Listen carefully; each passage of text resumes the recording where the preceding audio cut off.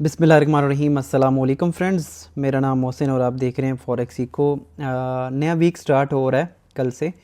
और आज हम देखते हैं कि कल आने वाले जितने भी डेज़ हैं उसके अंदर किस तरह से मार्केट की मूवमेंट हो सकती है। सबसे पहले तो मैं डेली जो मार्केट के अपडेट्स हैं वो आपके साथ शेयर करता हूं पहले, लेकिन इस पूरे वीक में मैं वीडियो नहीं बना सका। उसकी रीज़न थी कि मेरा बेटा बीमार था और वो एडमिट था हॉस्पिटल में, जिसकी वजह से मैं वीडियोस वगैरह नहीं बना पाया। लेकिन नेक्स्ट इंशाल्लाह अगले हम वीक से प्रॉपरली दोबारा से स्टार्ट कर रहे हैं।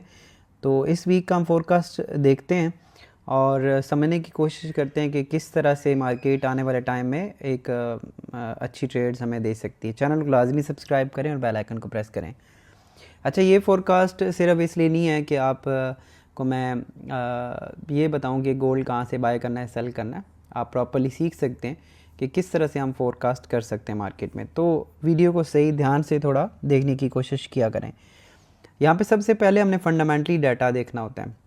उसके लिए हम फॉरेक्स फैक्ट्री देख सकते हैं या फिर हमारी वेबसाइट है forexjungle.com। यहाँ से भी आप कैलेंडर में आके डाटा देख सकते हैं।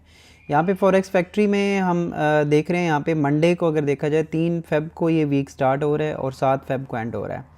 तो 6:45 ये दुबई के टाइम के हिसाब से है। आप अपने टाइम की यहाँ पे सेटिंग कर सकते हैं। 7 बजे कल ISM मैन्युफैक्चरिंग PMI है।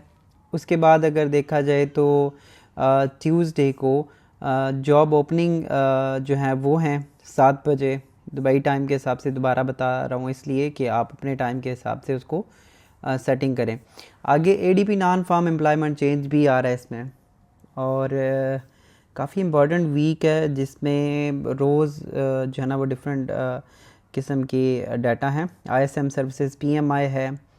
आगे थर्सडे की बात करें तो अनएम्प्लॉयमेंट क्लेम्स हैं जो कि हर थर्सडे को आते हैं। नॉन फार्म एम्प्लॉयमेंट चेंज है और एवरेज अर्ली अर्निंग है, अनएम्प्लॉयमेंट रेट है। तो आगे जो वीक है पूरा 7 फ़ेब तक, ये बहुत इम्पॉर्टेंट वीक है और काफ़ी ज़्यादा वोलेटिलिटी मार्केट में एक्सपेक्टेड है। जो भी आप इस टाइम गोल्ड को देख रहे हो उसके हिसाब से काफ़ी ज़्यादा मोमेंटम मार्केट में आपके पास आ सकता है। गोल्ड ने अपना एक नया हाई जो लगा दिया है, ऑल टाइम हाई, और वो नया हाई कुछ ऐसे है। मैं इसका कलर थोड़ा चेंज कर लूँ। अच्छा, तो ये जो अभी इसने हाई लगाया गोल्ड ने, ये हमारे पास अब नेक्स्ट जो टारगेट है वो ये सेट हो चुका है।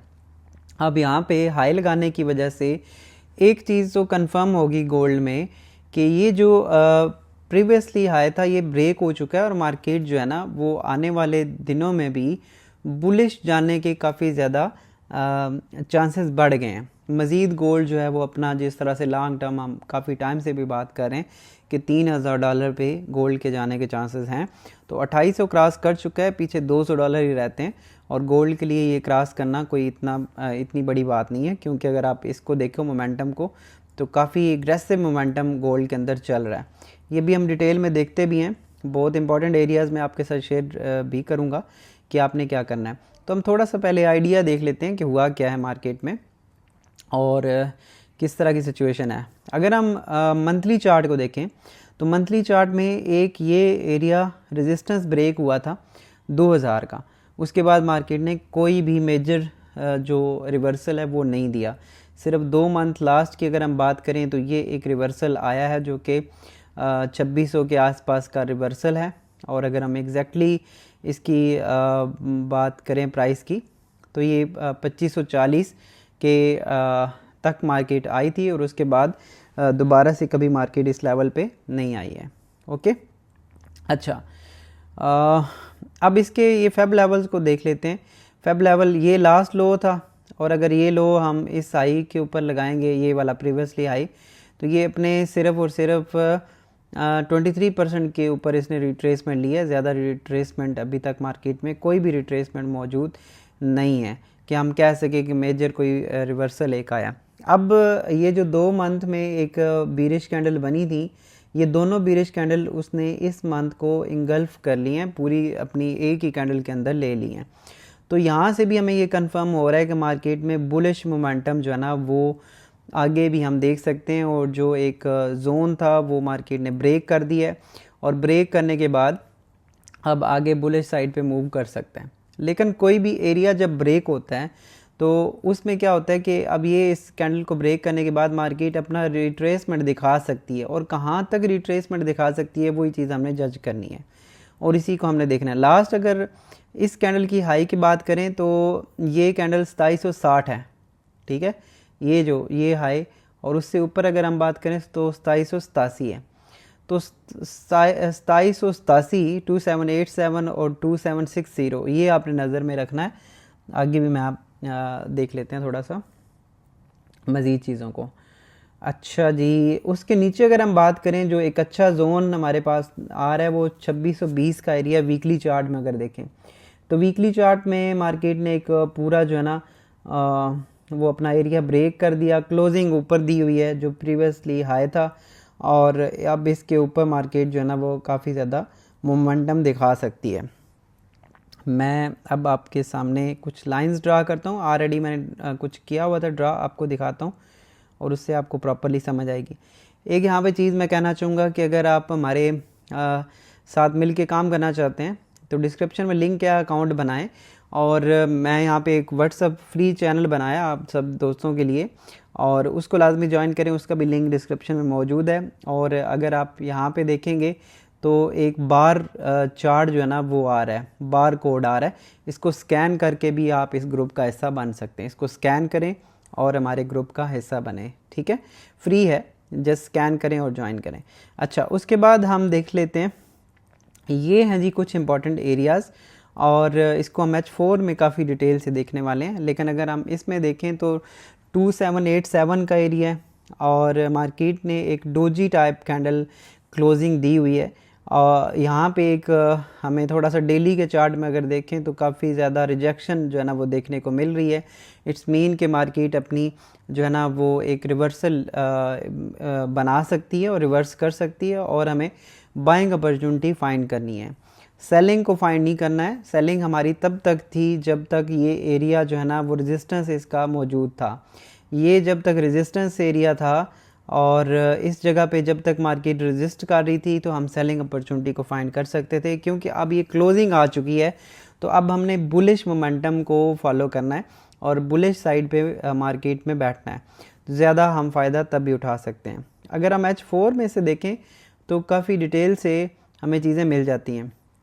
एक तो अगर आप ये चीज़ ड्रा करोगे तो ये एक ट्रेंड लाइन पूरी प्रॉपर जो है ना वो एक चैनल के अंदर मार्केट काफ़ी टाइम से मौजूद है। ये पहले हाई लगाया था, फिर दूसरा, फिर ये तीसरा हाई, फिर फोर्थ, फिफ्थ, ठीक है, और एग्जैक्टली अगर आप देखोगे तो इसी जगह पे मार्केट की रिजेक्शन आई है।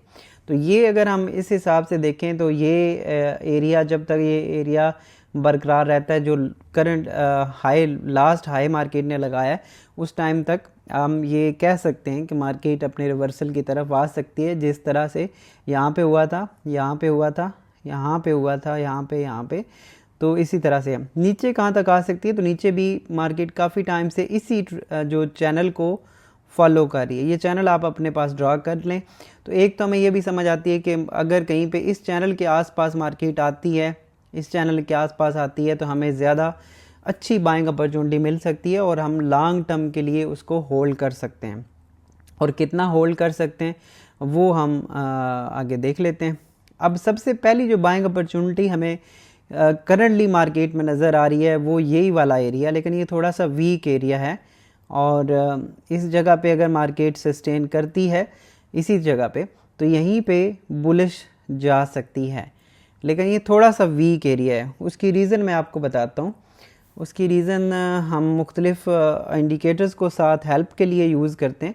आप इंडिकेटर्स को सिर्फ ट्रेड करने के लिए यूज़ नहीं कर सकते हो, आप इंडिकेटर्स को हेल्प लेने के लिए यूज़ कर सकते हो कि कहाँ कहाँ तक मार्केट के आने के चांसेस हैं और कौन सा एरिया उसके लिए ज़्यादा जो है ना वो अच्छा एरिया जहाँ से हम बाइंग अपॉर्चुनिटी को फाइंड कर सकते हैं। ये मैं डिलीट कर देता हूँ, चलें रहने देते हैं इसको। अच्छा, उसकी रीज़न क्या है?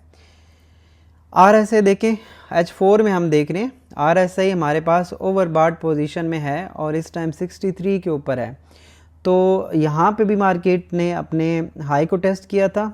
सेम अगर आप देखोगे तो RSI ओवरबॉट पोजीशन में था और इस जगह के ऊपर भी ओवरबॉट में था, लेकिन थोड़ा बहुत ही ऊपर जाने के बाद मार्केट दोबारा से एक काफ़ी ज़्यादा RSI नीचे गिरा था और मार्केट ने अपने लो को टेस्ट किया था।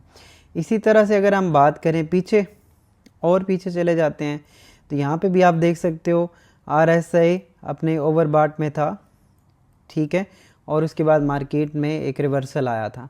यहाँ पे बात करें तो मार्केट में RSI ओवरबॉट पे था और उसके बाद मार्केट में रिवर्सल आया था। RSI आपको काफ़ी हेल्प करता है रिवर्सल को फाइंड करने के लिए। और भी चीज़ें होती हैं, लेकिन आपकी आसानी के लिए मैं वही चीज़ें बता रहा हूँ जिससे आप फ़ायदा उठा सकते हैं। अगेन आप देख सकते हो, ठीक है। तो RSI हमें थोड़ा सा ये आइडिया दे रहा है कि ये एरिया ओवरबॉट पोजीशन में है और मार्केट अपने रिवर्सल की साइड पे आ सकती है। और हमें चाहिए भी रिवर्सल, क्योंकि कोई भी बायर है, वो चाहे मैं हूँ, आप हूँ, कोई भी हो, वो यहाँ से बाय में ज़्यादा इंटरेस्टेड नहीं है। मार्केट मेकर्स भी हों या कोई भी लोग हों, हमेशा चीज़ों को हम नीचे से बाय करते हैं जब उसकी प्राइसेस गिरती हैं। तो जितने भी बायर्स हैं वो वेट करें। अब जितने भी बायर्स हैं वो बाय ही करना चाह रहे हैं। सेलर्स ने भी अपनी पोजीशंस को ऑलमोस्ट छोड़ दिया हुआ है और वो बाय करना ही चाहेंगे, ठीक है, क्योंकि प्राइसेस जो है ना वो अपने सारे जितने भी प्रीवियसली हाई थे वो सारे ब्रेक कर चुके हैं गोल्ड के, और गोल्ड के चांसेस ज़्यादातर बाय होने के ही हैं। लेकिन यहाँ पे फ़ायदे में वो रहेगा जो जितनी कम प्राइस पे चीज़ों को बाय कर लेगा। तो इसलिए हम वेट कर रहे हैं कि गोल्ड अपना रिवर्सल दे और वहाँ से हम इसकी बाइंग अपॉर्चुनिटी को फ़ायदा उठा सकते हैं। सबसे पहले तो ये एक रेंज है, ये याद रखिएगा, ये रेंज अगर ब्रेक होती है, इसको मैं डिलीट कर देता हूँ। ये रेंज अगर ब्रेक होती है तो हमारे पास जो है ना वो आ जाता है, ये पूरा बाइंग जोन एक है, ये मैं लगा देता हूँ। ये बाइंग जोन है जनाब, जो कि शुरू हो रहा है 2778 से और ख़त्म हो रहा है 2765 तक। तो ये सारा एक बाइंग जोन है, ये सारी बाइंग अपॉर्चुनिटी है। ये जस्ट इसका लो ब्रेक हुआ, ये लो ब्रेक होता है, जो कि ज़्यादातर चांसेस हैं कि ये ब्रेक हो सकता है क्योंकि ये इतना स्ट्रांग नहीं है। तो आगे जो आने वाली एरिया है, जो जोन है बाइंग का, वो ये बुलिश बाइंग एरिया है। लेकिन ये बड़ी रेंज बनती है जो कि 7 से 6 ऑलमोस्ट $10 की रेंज बनती है। अगर हम लॉन्ग टर्म के लिए बात करें तो ये एक अच्छी जोन है, अच्छी रेंज है। और इसके पास आसपास अगर देखें तो मार्केट जब यहाँ तक आएगी तो ये अपने इस ट्रेंड लाइन को भी टेस्ट कर लेगी। तो ये एक अच्छा बाइंग एरिया है जहाँ से हम बुलिश में बैठ सकते हैं। और अगर हम इसको थोड़ा सा रिफ़ाइन कर लेते हैं तो उसके लिए हम ये इसका लो लेते हैं और ये इसने करंट हाई जो लगाया है यहाँ पे हम फेब लेवल्स लगाते हैं ताकि हमें पता चले कि रिवर्सल कहाँ तक आ सकता है। तो ये लो है, ये हाई है। अब अगर आप देखोगे तो हमारे पास जो आ रहा है ना वो आ रहा है जी 2771 का, ये गोल्डन जोन है 2780 से स्टार्ट होकर 2771 का। तो जो बेस्ट प्राइसेस है ना, जो अच्छी प्राइसेस हैं जो हमें ज़्यादा फ़ायदा दे सकती हैं, वो 2770 से लेकर 2765 के दरमियान जो है ना अगर हमें मिलता है गोल्ड तो ये एक बेस्ट अपॉर्चुनिटी हो सकती है। और इसको मैं अब मज़ीद ये कर देता हूँ और ये हमारा नेक्स्ट जो है ना वो बाइंग जोन है। और इस जगह पे अगर हमें मार्केट मिलती है, ये ब्लू जो जोन मैंने बनाया, इस जगह पे हमें मार्केट मिलती है तो ये एक बहुत बेस्ट जोन है।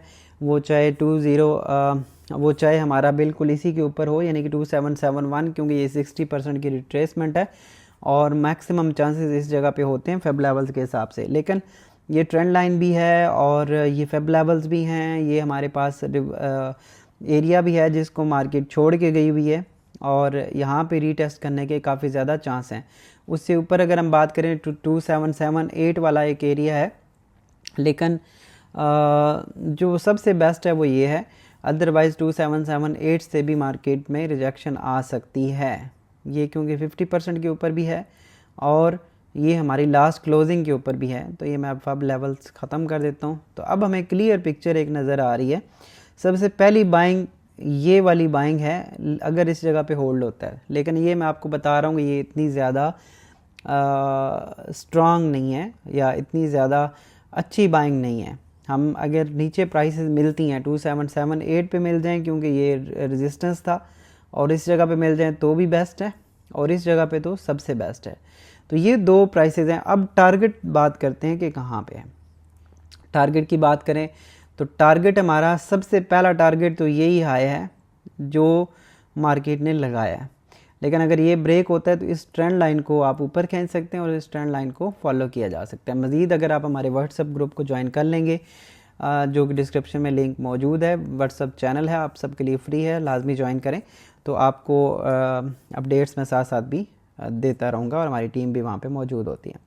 अच्छा, तो ये हैं जी हमारे पास बेस्ट ऑप्शन। इसके अलावा H1 की बात करें तो H1 में अगर आप देखो तो H1 में भी RSI ओवरबॉट था, लेकिन इसने काफ़ी ज़्यादा रिवर्सल दिया है RSI को, और ये बस एरिया ब्रेक होने की देर है।